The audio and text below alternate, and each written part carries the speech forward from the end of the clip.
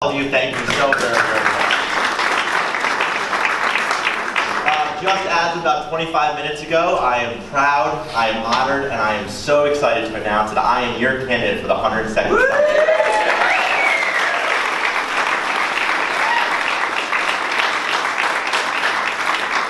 We live in the most gorgeous part of upstate New York, from the lighthouse in Saugerties to the river valley towns of Columbia and Greene County, to the mountain range that spreads through Greene to Delaware, to the beautiful, beautiful communities of Albany County, Oswego County.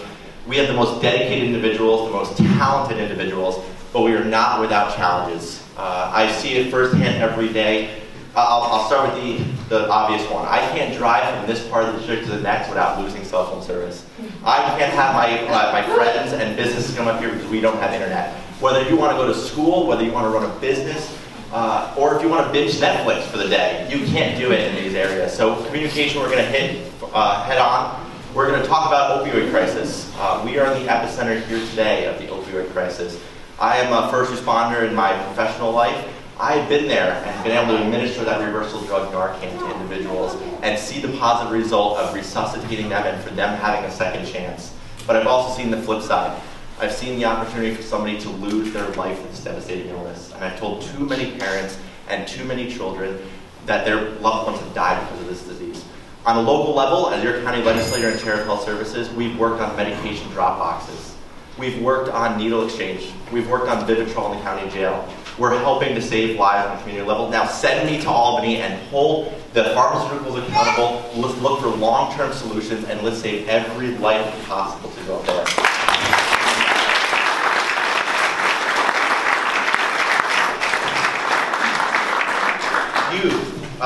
All 7 counties that make up this beautiful, vast district, all have seen people leaving our area. And we could chat for hours on why that might be, but I'm going to talk more about why my generation, the generation before me, is leaving. We need to connect with these individuals because the same people in the same generation that caused this to happen cannot be the solution to it.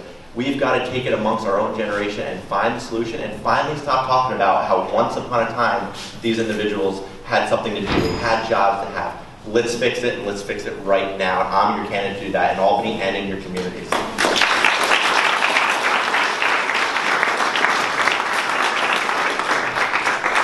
I look at 20% of our population in the 7 counties are of the age of 62 and above. So healthcare is always on the forefront of our minds. What happens if I become ill? What happens if I was to fall and get injured? In this massive district of 129,000 people, we have 2 small community hospitals. So EMS, ambulances, EMTs, and paramedics have to be on the forefront of every single difference between life and death when you call 911 for help. We will enhance them. As a paramedic, I will be the first ever full-time paramedic at the state legislature. And I'll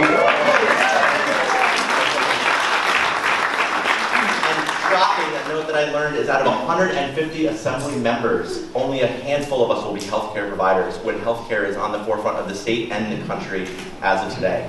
So moving forward from there, at the very end, I went out last week and met with the Agriculture Farm Bureau of Catskill and Schoharie County.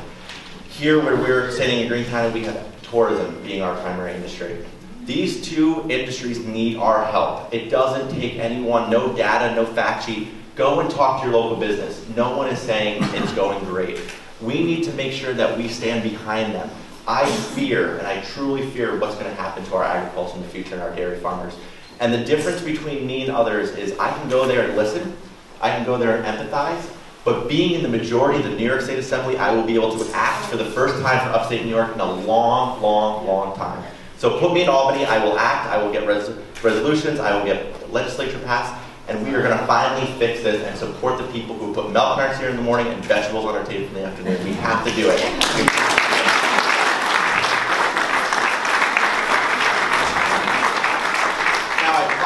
And Justin that I would make this no longer than the Gettysburg Address, and I can go on for an hour. But I will touch on one more impact, something, all those other challenges, they're real, we face each one of them, but what it comes down to is what impacts every single person in this district, and that is taxes. I have, in that building across the street, voted no on an 8.5% ridiculous increase to taxpayers. I have supported the 2% tax cap time and time again. I supported the local level, and I'll support the state level. We cannot keep putting the burden on you. We are facing a $4 billion deficit. We have to have challenges, and the challenge cannot be put back on you. We have to sit down and fix it, and I will work day in and day out, 365 days a year, to find that solution for us. I voted no on that budget. I will vote yes on future budgets that don't impact you, while still holding the services that we all need. To speak to one last thing, when you go out and knock on doors, people might not know what the 102nd Assembly District is. They know it as the Pete Lopez District. So I will say this, I thank Pete Lopez for his public service, his energy, his enthusiasm. He was everywhere, every day.